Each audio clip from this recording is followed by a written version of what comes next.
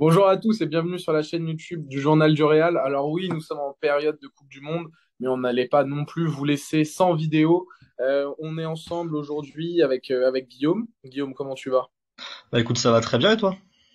Bah écoute, très bien, c'est la Coupe du Monde, là, des 4 matchs par jour. C'est quand même régalade niveau football. Après, on peut discuter de, voilà, chacun sa sensibilité. Est-ce qu'on aime la L'aspect Coupe du extra Monde au sportif, oui, Qatar? mais Oui, pour les sportifs, même pour le sportif, hein. Pour l'instant, il n'y a pas non plus des choses extraordinaires, même s'il y a eu déjà deux, trois petits exploits. Mais voilà, on est quand même là pour parler un peu de l'actualité du Real Madrid. Alors, on va pas, ça va être assez simple, hein, le principe de la vidéo. On va parler un peu des Madrilènes qui sont au Qatar, dans leur sélection, qui jouent le tournoi d'une vie. Et puis voilà, j'ai prévu un petit truc un peu marrant, Guillaume, avec juste, on va choisir qui est ton top, qui est ton flop, qui est celui-là qui potentiellement peut faire mieux, et celui que tu attends qui pour les prochaines échéances.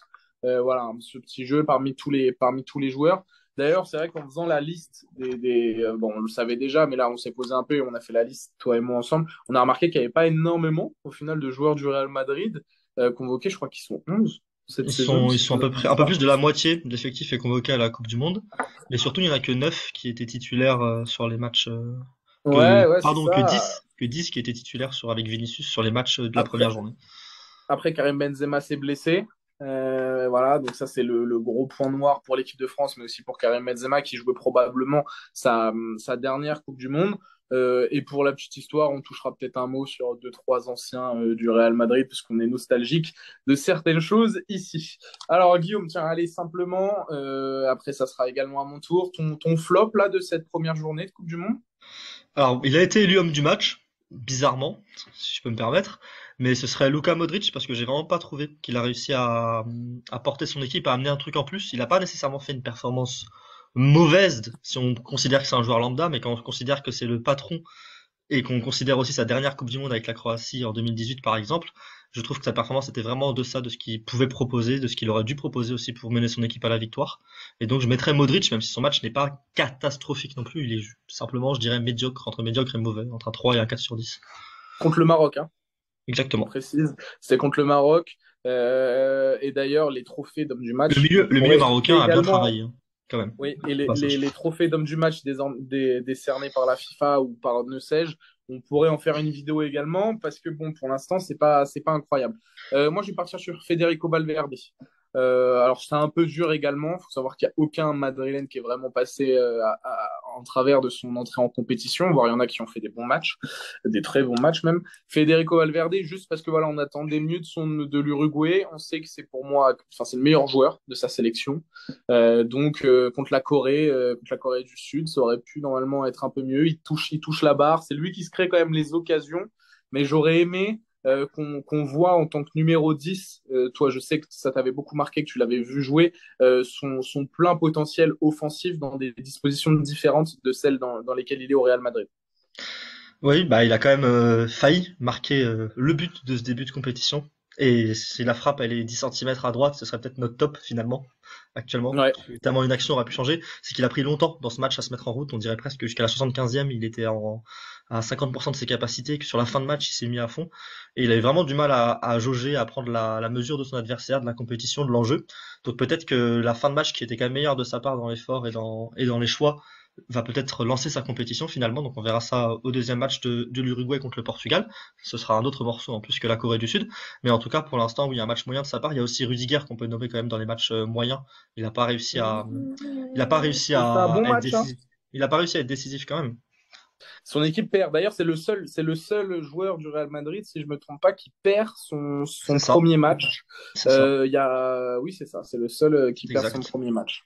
Mais il a été fort hein, Il a fait une très très belle statistiquement. première mi-temps, mais par contre, Voilà. La deuxième, oui, c'est vrai c'est qu'on collectif, hein. C'est malheureusement. aussi collectif, mais malheureusement, tu peux pas enlever le patron de la défense dans un naufrage pareil en deuxième mi-temps quand même, pour le coup. Et Federico Valverde et Luka Modric, pour être complets, sont les deux seuls Madrilènes à ne pas eux aussi avoir fait match nul et à ne pas avoir gagné son match avec Antonio Rudiger.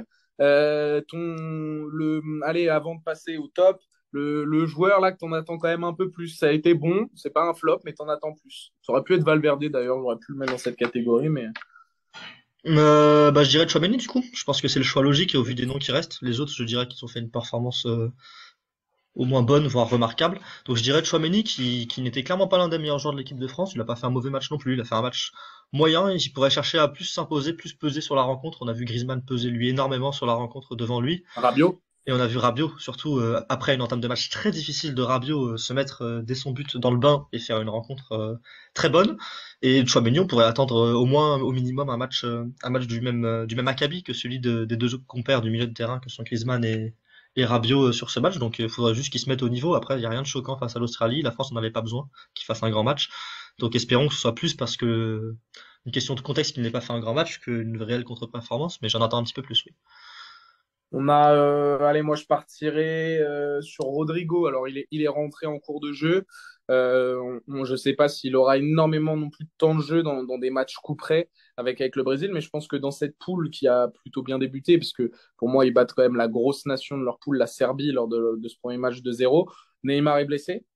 Logiquement, il devrait rater pas mal de matchs. Donc Rodrigo devrait quand même avoir du temps de jeu. Et j'ai trouvé sa rentrée plutôt bonne et avec beaucoup de motifs d'espoir. Et je pense que comme au Real Madrid, il pourrait avoir un rôle de super sub tout au long de la compétition qui lui irait très bien. Il y a du monde qui peut avoir un rôle de super sub quand même du côté brésilien, donc C'est attention. clair, Quand tu vois les c'est quatre clair. offensifs qu'ils ont fait rentrer en jeu hier, tu te dis qu'il va même pour le sortir du banc, va falloir aussi faire sa place. Bon, allez, s'il y en a un que tu mets en top parmi, allez, je te les cite, on a les deux Belges qui nous ont fait un excellent match, Eden Hazard, Thibaut Courtois. Courtois qui arrête un penalty, Eden Hazard qui était le facteur X un peu, qui a permis au Diable Rouge de se sortir de la pression canadienne en première mi-temps. Et malgré un match plus que poussif hein, des Belges, ça va chercher la victoire et j'ai trouvé un Eden Hazard, certes pas à 100% physiquement, encore une fois, mais il est allé chercher les ballons bas et il a, pour moi, fait plutôt une bonne performance.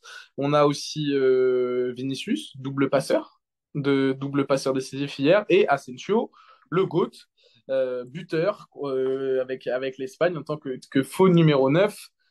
Allez, qui tu choisis? J'ai envie de choisir Vinicius Junior, notamment pour le mettre aussi en opposition avec son compère qui était à droite, Rafinha, qui lui a fait une prestation dégoûtante hier. C'était le seul à apporter porter le danger balle en pied. On a vu le Brésil qui ne s'est pas beaucoup appuyé sur lui en première mi-temps. Il n'a pas eu tant de ballons exploitables que ça. Les rares fois, le des ballons exploitables, c'est là où le Brésil a réussi à mettre en danger la Serbie. Or, personne Neymar aussi, qui a quand même fait un bon match également. Et ensuite, Vinicius Junior, c'est deux fois décisif en deuxième mi-temps. Sa passe décisive, le but de Richarlison est exceptionnel grâce au contrôle et évidemment au geste acrobatique de La Richarlison. Mais passe est la belle. passe extérieure du pied est tout aussi belle, hein. Le but est magnifique dans son ensemble et Vinicius fait partie de ce but, qui sera peut-être le but de la Coupe du Monde d'ailleurs. Et pareil, sur le premier but, c'est également une passe décisive de sa part, donc deux fois décisif, son premier match en Coupe du Monde. Pour moi, c'est lui qui mérite d'être vu comme le meilleur madridiste sur les pelouses la semaine dernière, enfin sur les 5 derniers jours. Allez, j'aurais très certainement également penché pour Vinicius Junior, mais je vais partir sur Thibaut Courtois. Pour gagner des compétitions, il faut un grand gardien, surtout dans des tournois comme la Coupe du Monde, l'Euro ou la Ligue des Champions. Et voilà, premier match, la Belgique prend l'eau, le Canada pousse et Thibaut Courtois arrête un penalty. S'ensuit un match où le Canada se montrera plus d'une fois dangereux et très entreprenant, mais ne cadrera pas et ne sera pas vraiment très efficace dans le dernier geste. Mais voilà, cet arrêt sur penalty, Thibaut Courtois qui a connu un très bon début de saison, une blessure et un retour un peu compliqué avec le Real, commence de la meilleure des manières C'est comme ça qu'il avait lancé son mondial. sa Ligue des Champions l'an passé, avec en arrêtant le penalty Avec de Messi. Messi. Et là, il arrête à Voilà, nouveau exactement. un penalty qui était à nouveau mal tiré, comme celui de Messi d'ailleurs, pour le coup, parce que c'était pas le meilleur penalty non plus, mais il faut choisir le bon côté, il faut être là mentalement, il faut le sortir. Et bravo à Thibaut Courtois pour sa rencontre. Asensio aussi, quand même, beau match en faux numéro 9. Ça Il pourrait faut le donner des citer, ouais. idées pour trouver ce numéro 9 remplaçant qui parfois fait Mais il défaut l'avait déjà au fait, Real hein, Madrid. Carlo. Il Il l'avait l'avait déjà fait, fait, ça n'avait pas bien Carlo. marché. Le système est quand même bien différent pour le coup.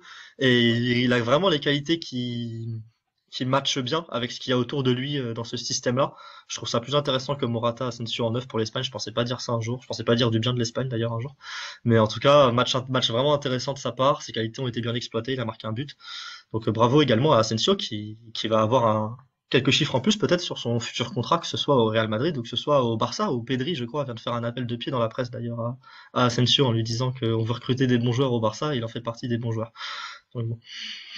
Et il va avoir un rôle prépondérant avec cette sélection espagnole durant ce mondial. Et c'est clair qu'il est mis peut-être dans de meilleures conditions avec l'Espagne de Luis Enrique, avec le Real Madrid de Carlo Ancelotti. Mais donc, et ça sera à lui de marquer d'une pierre blanche cette compétition, sachant que l'Espagne a été potentiellement l'équipe la plus impressionnante lors de cette première journée de Coupe du Monde.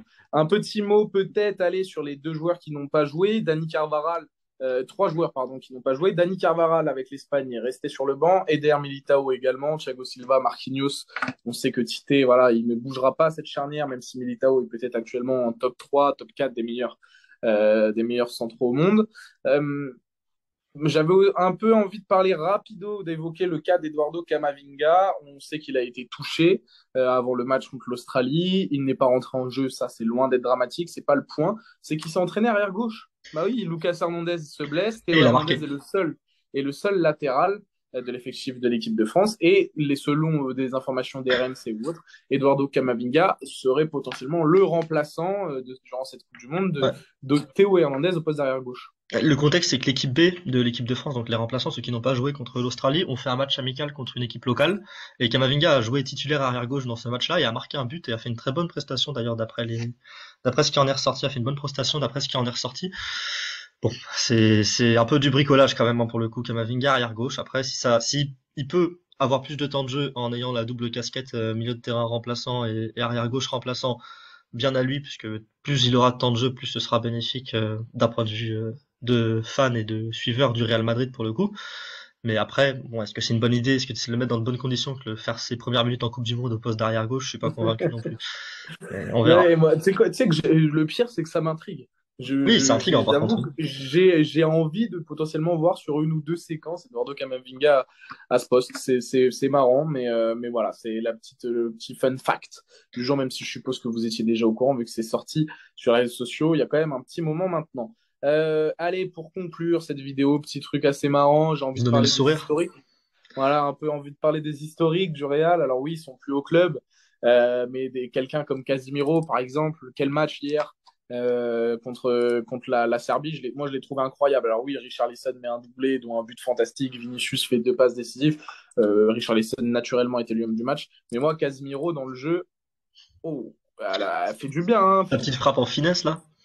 En plus, sur la La barre, ouais, trajectoire est même, magnifique. Hein. je crois qu'il est à 7 ballons récupérés, Ouais. 86% de passes réussies, dans le nombre de duels gagnés, c'est quasiment du 100% aussi.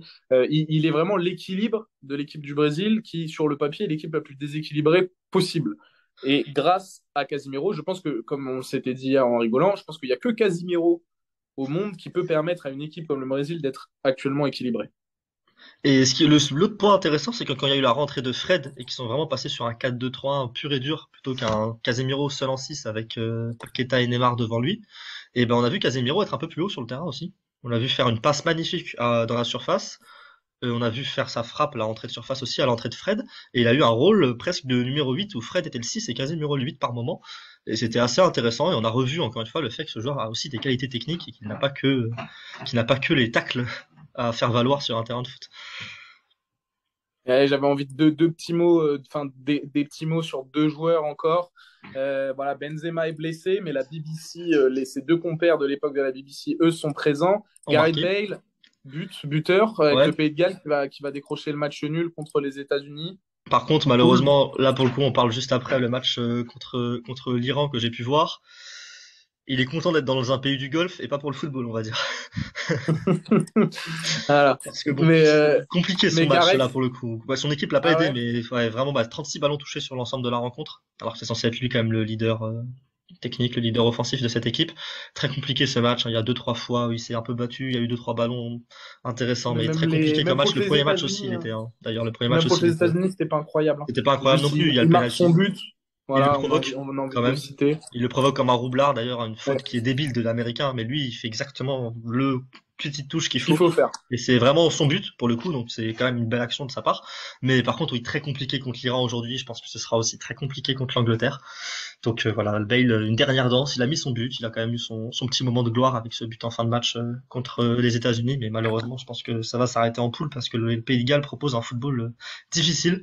Contrairement, ou pas sûr d'ailleurs, parce que le football n'était pas non plus magnifique hier du côté du Portugal. Mais au moins, Cristiano Ronaldo a quand même plus d'espoir de sortir des poules avec la victoire du Portugal hier, pour le coup.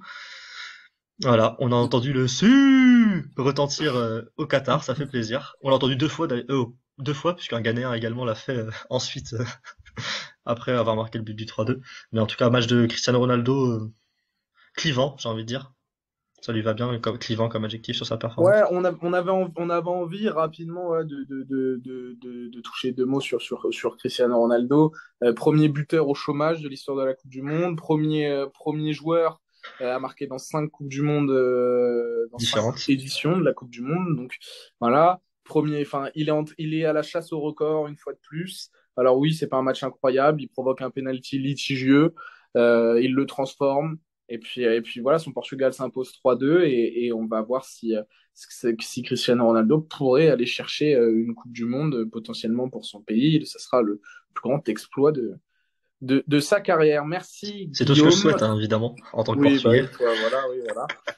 Pas forcément pour ma part, mais en tout cas, voilà, merci Guillaume. On a fait le tour un peu de l'actualité des joueurs du Real Madrid présents à la Coupe du Monde. On va continuer à vous fournir en vidéo durant les prochains jours sur des sujets d'actualité et peut-être même d'autres choses. Continuez à suivre, bien entendu, les joueurs du Real Madrid présents au Qatar. Risque de faire un point hebdomadaire quasiment, je pense.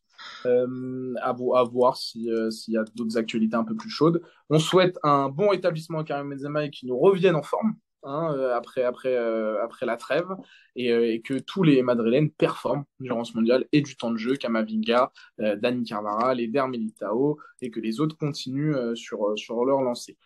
Guillaume, ciao, Salut à au tous! revoir, salut.